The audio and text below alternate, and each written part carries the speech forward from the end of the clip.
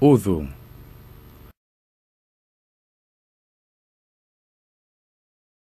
Swala, kuzunguka Al-Kaaba na kugusa msahafu ni ibada ambazo hasikubaliwi kwa Muislamu bila ya tahara, kwa kutumia maji kuosha viungo maalumu kwa utaratibu maalumu unaojulikana kama udhu.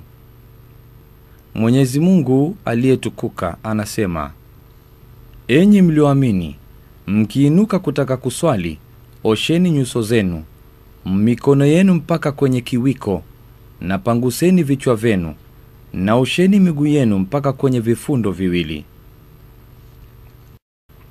Na Mtume rehema na amani zimfikie yeye alimwambia mwanamke aliyehedhini, usitufu mpaka utwahirike.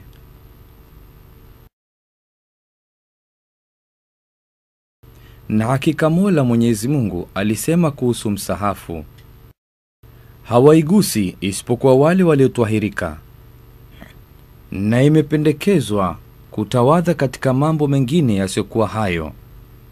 Mtume rehema na amani zimfikie yeye alisema, hajilazimishi na udhu isipokuwa mwenye imani, na imependekezwa zaidi wakati wa kujadidisha udhu kwa kila swala, na wakati wa kumtaja Mwenyezi Mungu, na kuomba na kusoma Qur'an, na kabla ya kulala, na ni sunna kutawadha kabla ya kuoga kwa mwenye janaba na mwenye kubeba maiti, na baada ya kila tukio la kutangua udhu, hata kama hataki kuswali. Na kwa kuwa na udhu ni sababu ya kupendwa na Mwenyezi Mungu, na udhu ni alama ya umma Muhammad rehma na amani zimfikie yeye, kwa kuwa watakuja siku ya Kiyama wakiwa weupe na nyuso na viungo vya udhu. Kwa kauli yake Mtume rehema na amani zimfikie yeye, hakika ya umma wangu watakuja siku ya Kiyama wakiwa weupe nyuso na viungo, kutokana na athari ya kutawadha. Basi yoyote miongoni mwenu anaweza kurefusha weupe wake na afanye. Na udhu unafuta dhambi na makosa, kama alivyosema Mtume rehema na amani zimfikie yeye, mwenye kutawadha akautengeza udhu wake, basi dhambi zake hutoka mwilini mwake mpaka kutoka chini ya kucha zake. Na kwa udhu Mwenyezi Mungu huinua daraja. Mtume rehema na amani zimfikie yeye alisema, je, niwaonyesheni nyinyi kile ambacho kwacho Mwenyezi Mungu hufuta dhambi na huinua daraja? Wakasema, kwa nini ewe Mtume wa Mwenyezi Mungu? Mtume akajibu, ni kukamilisha udhu kwenye hali zisizopendwa, na kukithirisha hatua za kwenda msikitini, na kungojea swala baada ya swala, hiyo ndiyo jihad. Na kabla ya mtu kuanza kushika udhu, ni lazima kuhudhurisha nia moyoni.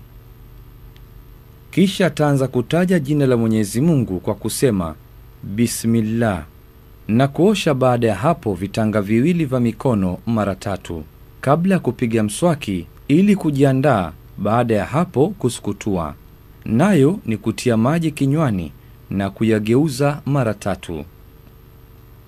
Na baada ya kusukutua, ataanza mwenye kushika udhu kuvuta maji puani na kupaliza mara 3. Nayo ni tendo la kuvuta maji kwa pumzi ndani ya pua kisha kuyatoa.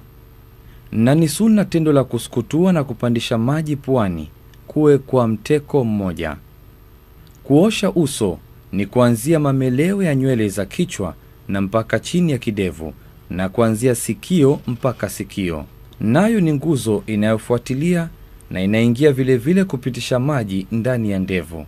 Na baada ya kufanya hivyo, ataanza mwenye kutawadha kuosha mkono wa kulia kuanzia ncha za vidole mpaka kifundoni mara 3, kisha mkono wa kushoto kama hivyo. Kisha atapangusa mwenye kutawadha kichwa chake, mwanzo wa kichwa mpaka kwenye kishogo, kisha kurudisha mwanzo wake mara nyingine mara 1, na baadaye atapangusa kati ya masikio kwa kidole cha shahada na nje kwa kidole cha gumba mara 1, na mwisho ataosha mguu wa kulia hadi kwenye vifundo mara 3, kisha mguu wa kushoto hivyo hivyo. Yote yaliyotajwa ni lazima kupatikana utaratibu baina ya viungo. Kama ilivyo lazima kufatanisha viungo katika kuosha, asiakhirishe kuosha kiungo mpaka kikauke kiungo ambacho kabla yake. Na imeshurutishwa kutumia maji masafi katika kutawadha, na kuondosha kila kitu kinachozuia maji kufika ngozini kama mafuta mazito na rangi ya kucha na mengine. Kama inavyopendekezwa kwa mwenye kutawadha kuosha viungo mara 3, isipokuwa kupangusa kichwa na masikio, haizidishi mara moja katika kupangusa. Ni sunna vile vile kuanza kwa upande wa kulia na kuzidisha kuosha vifundo vya mikono na miguu. Na ni sunna kufikisha maji ndani ya ndevu ili yafike maji katika ngozi ya uso, na kufikisha maji kwenye vidole vya mikono na miguu. Na miongoni mwa sunna ni kusugua viungo kwa mkono pasipo tosheleza kumiminia maji. Kutumia maji kwa uangalifu ni sunna. Alisema Mtume, rehema na amani zimfikie yeye, kwa hakika kutakuwa na watu katika umma wangu wanapita mipaka wakati wa kushika udhu, yani wanafanya israfu kutumia maji ya udhu. Baada ya kumaliza kutawadha, ni sunna kwake kuomba dua kwa mapokezi ya Mtume, rehema na amani zimfikie yeye. Alisema: ashhadu an la ilaha illa Allah wahdahu la sharika lah wa ashhadu anna Muhammadan abduhu wa rasuluh. Allahumma ij'alni min at-tawwabin waj'alni min al-mutatahhirin.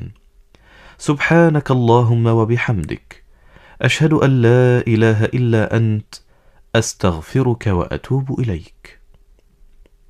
Na inapendekezwa vile vile kuswali rakaa 2 baada ya kutawadha.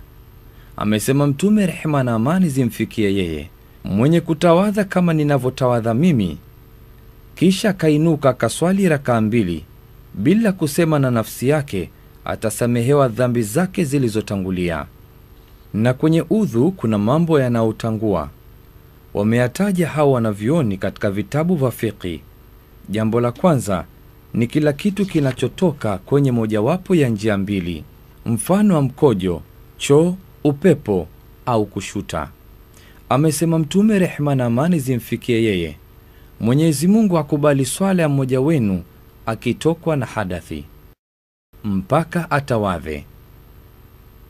Na vile vile inaharibu udhu usingizi mzito ambao mtu hafahamu chochote, na kinaingia hapa kila kinachofanana na hicho, kama kukosa fahamu na kupoteza fahamu kikamilifu. Na miongoni mwa mambo yenye kuharibu udhu ni kula nyama ngamia, kwa hadithi ya Jabir bin Samura kwamba mtu alimuuliza Mtume, rehema na amani zimfikie yeye, je, tutatawadha kwa kula nyama ngamia? Akasema ndiyo. Na miongoni mwa mambo mengine yanayoharibu udhu ni kugusa tupu kwa mkono bila kizuizi, kwa hadithi ya Busra binti Safwan, alimsikia Mtume, rehema na amani zimfikie yeye, akasema, mwenye kugusa tupu yake basi atawadhe. Na mlango wa udhu ni mkubwa, umekusanya maswala na adabu nyingi. Kwa mfano, Muislamu akiamka kutoka usingizini na akitaka kushika udhu kutumia chombo cha maji, imependekezwa asichote humo kwa mikono yake mpaka aoshe mara 3 kwa neno lake Mtume, rehema na amani zimfikie yeye. Akiamka mmoja wenu kutoka kwenye usingizi, basi na asiingize mkono wake chomboni mpaka aoshe mikono yake mara 3, kwani hajui mkono wake ulilala wapi. Na ikitokea shaka katika kutawadha, kunategemea kaida inayojulikana na inayothibitisha kwamba asili ni kujengea yakini. Lau mtu alikuwa na yakini kuwa alitawadha kisha kafanya shaka kuwa udhu wake umetanguka, basi atajengea yakini yake nayo ni kuwa na udhu. Na lau alikuwa na yakini kuwa hana udhu kisha kafanya shaka ametawadha au la, basi yakini ni kuwa yeye hakuwa na udhu. Na Muislamu anapotawadha akaosha viungo vinavyotakikana kuoshwa kwa mwenye kutawadha, mara 1 au mara 2 au vingine mara 1 na vingine mara 2 au mara 3, udhu wake ni sahihi. Lakini atakuwa ameacha kufanya lililo bora, kama ilivyopokelewa kuwa mbedui mmoja alikuja kwa Mtume, rehema na amani zimfikie yeye, kumuuliza juu ya kutawadha. akamwonyesha udhu mara 3, kisha akasema, kutawadha ni namna hii, na mwenye kuzidisha hapo amekosea, amepita mpaka na amedhulumu. Na mara nyingine Muislamu anaswali bila ya udhu kwa kusahau, na wakati huo itamlazimu kurudia swala anapokumbuka. Na mtu akitawadha kisha kaingiwa na najisi, basi ataiondoa najisi wala harudi kutawadha, kwa kuwa kuingia najisi hakutangui udhu. Ni lazima jihadhari Muislamu na kutoeneza maji katika kutawadha, kwa riwaya iliyopokelewa kuwa mtu mmoja alitawadha akaacha eneo dogo kadri ya ukucha kwenye nyayo. Mtume rehma na amani zimfikie yeye akaliona na akasema, rudi utawadhe kwa uzuri.